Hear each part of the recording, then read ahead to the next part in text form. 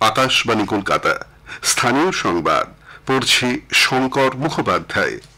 অষ্টাদশ লোকসভার প্রথম অধিবেশন বসবে আগামীকাল। এই অধিবেশনে নবনির্বাচিত সংসদরা শপথ গ্রহণ করবেন। প্রবীণ বিজেপি সাংসদ ভর্তৃহরি মাহাতো প্রোটেম স্পিকার বা অধ্যক্ষ প্রথম হিসেবে সদস্যদের শপথ বাক্য পাঠ করাবেন। 26শে জুন বুধবার নতুন লোকসভার অধ্যক্ষ নির্বাচিত হবেন। রাষ্ট্রপতি 27 তারিখ সংসদের যৌথ অধিবেশনে ভাষণ দেবেন। ওই দিনই রাজ্যসভার অধিবেশনে বসবে। 3রা জুলাই পর্যন্ত সংসদের এই অধিবেশন চলবে। ডাক্তারিতে স্নাতকোত্তর ভর্তির পরীক্ষায় নিট পিজি স্থগিত রাখার সিদ্ধান্ত নেওয়া হয়েছে। আজ এই পরীক্ষা হওয়ার কথা ছিল। কেন্দ্রীয় স্বাস্থ্য মন্ত্রক জানিয়েছে যে এই পরীক্ষাতেও অনিয়ম হয়েছে কিনা তা খতিয়ে দেখার পরেই পরীক্ষার দিন স্থির করা হবে। National Board of Examination and Medical Sciences এই পরীক্ষা নিয়ে থাকে। কেন্দ্রীয় স্বাস্থ্য মন্ত্রক বলেছে যে পরীক্ষার্থীদের সুবিধা এবং পরীক্ষা পদ্ধতির সুরক্ষা বজায় রাখতেই এই সিদ্ধান্ত। এদিকে ডাক্তারি এমবিবিএস প্রবেশিকা নিট ইউজির গ্রেস মার্কস পাওয়া 1563 জনের আজ ফের পরীক্ষা নেওয়া হচ্ছে। কেন্দ্রীয় শিক্ষা মন্ত্রক নিট ইউজি পরীক্ষায় অনিয়মের তদন্তভার ইতিমধ্যেই সিবিআইয়ের হাতে তুলে দিয়েছে। বাংলাদেশে নিষিদ্ধ এবং আন্তর্জাতিক জঙ্গি সংগঠন আল কায়দার সঙ্গে যুক্ত আনসারুল ইসলামের শাখা সংগঠন শাহাদাতের সন্ধান পেয়েছে রাজ্য পুলিশের এসটিএফ। গতকাল এসটিএফ পশ্চিম বর্ধমানের কাঁকসা থেকে শাহাদাতের সক্রিয় চাই মোহাম্মদ হাবিবুল্লাহকে গ্রেপ্তার করেছে। এই দলের সদস্যরা নিজেদের মধ্যে যোগাযোগের জন্য বিশেষ সাংকেতিক মাধ্যম বিপ ব্যবহার করে থাকে। দুদেশেই এরা নাশকতামূলক কাজের সঙ্গে জড়িত।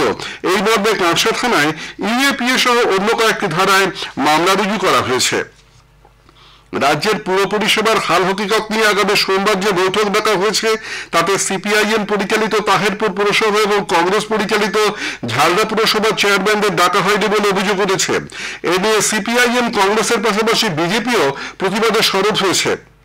এক প্রশ্নের উত্তরে রাজ্যের পুর নগর উন্নয়ন মন্ত্রী ফিরহাদ হাকিম বলেছেন যে যেসব পুরসভার চেয়ারম্যানদের ডাকার প্রয়োজন তাদেরই ডাকা হয়েছে, যাদের প্রয়োজন হয়নি তাদের ডাকা হয়নি।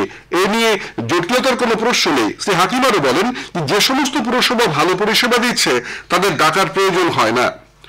শহর কলকাতায় পরিশ্রুত জল সরবরাহ যথাযথ আছে এবং শহরে জল সরবরাহের কোথাও ঘাটতি নেই বলে পুর নগর উন্নয়ন মন্ত্রী কলকাতার মেয়র ফিরহাদ হাকিম জানিয়েছেন। শ্রী হাকিম বলেন যে কলকাতা পুরসভার সংযোজিত এলাকার কিছু অংশের পলতা এবং গার্ডেনডি জল প্রকল্পের জল দূরত্বের কারণে পাইপলাইনের সাহায্যে পৌঁছে দেওয়ার সমস্যা হচ্ছে। সেই কারণেই ওইসব এলাকায় ভূগর্ভস্থ জল সরবরাহ করা হচ্ছে। রাজ্য সরকার প্রত্যেকটি ব্লকে বাংলার শাড়ি নামের বিপণী তৈরি করতে সব জেলা প্রশাসনকে দ্রুত জমি চিহ্নিত করার নির্দেশ দিয়েছে। এই আউটলেটের মাধ্যমে মধ্যবিত্তদের জন্য সুলভ মূল্যে উৎকৃষ্ট মানের শাড়ি বিক্রি করার লক্ষ্যে জমি চিহ্নিত করে ক্ষুদ্র শিল্প দপ্তরের রিপোর্ট জমা দেওয়ার কথা বলা হয়েছে বলে নবান্ন সূত্রে জানা গেছে। পশ্চিমাঞ্চলের জেলাগুলি বাদ দিয়ে গোটা রাজ্যে প্রবেশ করেছে মৌসুমী বায়ু। আজ রাতের মধ্যেই রাজ্যের বাকি অংশেও বর্ষা প্রবেশ করবে বলে জানা যাচ্ছে। তবে আপাতত ভারী বৃষ্টিপাতের কোনো খবর নেই, বরং আজ থেকে রাজ্যে বাড়বে আপেক্ষিক আর্দ্রতাজনিত অস্বস্তি। তবে বুধবারের পর দক্ষিণবঙ্গে বৃষ্টি বাড়ার সম্ভাবনা। দক্ষিণবঙ্গে কলকাতা, হাওড়া, হুগলিতে আগামী কয়েকদিন সেভাবে বৃষ্টির সম্ভাবনা নেই। উত্তর এবং দক্ষিণ 24 পরগনা, পূর্ব মেদিনীপুর এবং পশ্চিম মেদিনীপুরে আগামী কয়েকদিন তাপমাত্রা বাড়তে পারে। এদিকে জলপাইগুড়ি, আলিপুরদুয়ার এবং কোচবিহারে আজ ভারী বৃষ্টির সতর্কতা সংকেত জারি করা হয়েছে। উত্তর দিনাজপুরের চোপড়ার ভরতগঞ্জ এলাকায় বাড়ির পেছন থেকে এক ব্যক্তির রক্তাক্ত মৃতদেহ উদ্ধারের ঘটনায় চাঞ্চল্য ছড়িয়েছে। মোহাম্মদ আনোয়ার নামে মৃত ব্যক্তির স্ত্রীকে জিজ্ঞাসাবাদের জন্য আটক করা হয়েছে। খুনের ষড়যন্ত্রে মৃত স্ত্রী পারভিনা বেগম যুক্ত বলে অভিযোগ। পশ্চিম মেদিনীপুরের খড়গপুরে আজ সকালে সড়ক দুর্ঘটনায় হরিপদ মাইতি নামে এক হোমিওপ্যাথি চিকিৎসকের মৃত্যু হয়েছে। স্থানীয় মোহনপুর চকের ট্রাফিক সিগন্যালে মোটর বাইক সহ দাঁড়িয়ে থাকার সময় একটি বালি বোঝাই ডাম্পার তাকে সজোরে ধাক্কা দিলে সেখানেই তার মৃত্যু হয়। এরপর উত্তেজিত স্থানীয় জনতা গাড়িতে ভাঙচুর চালিয়ে মৃতদেহ আটকে রেখে পথ অবরোধ করে। বিশাল পুলিশ বাহিনী গিয়ে পরিস্থিতি সামাল দেয় এবং মৃতদেহটি উদ্ধার করে হাসপাতালে পাঠায়। কলকাতায় পথ দুর্ঘটনায় আজ এক বাইক আরোহীর মৃত্যু হয়েছে।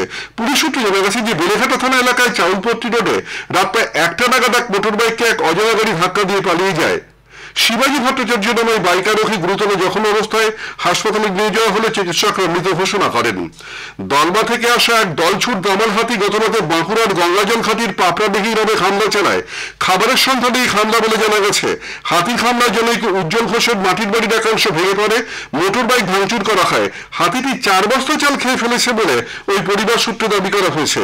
বাঁকুড়া থেকে জেলা সংবাদদাতা জানাচ্ছেন যে বজ্রলা রেঞ্জের সাহায্য রায় 4টি এবং দক্ষিণ সরকারের 2টি মোট 6টি হাতি সেখানে রয়েছে।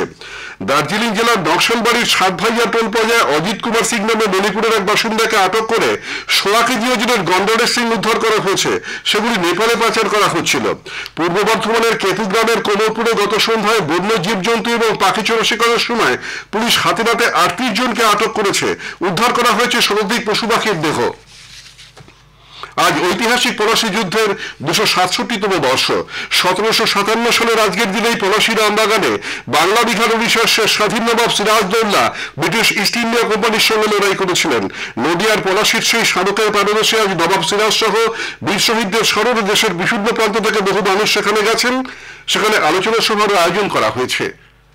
স্থানীয় সংবাদ শেষ হলো।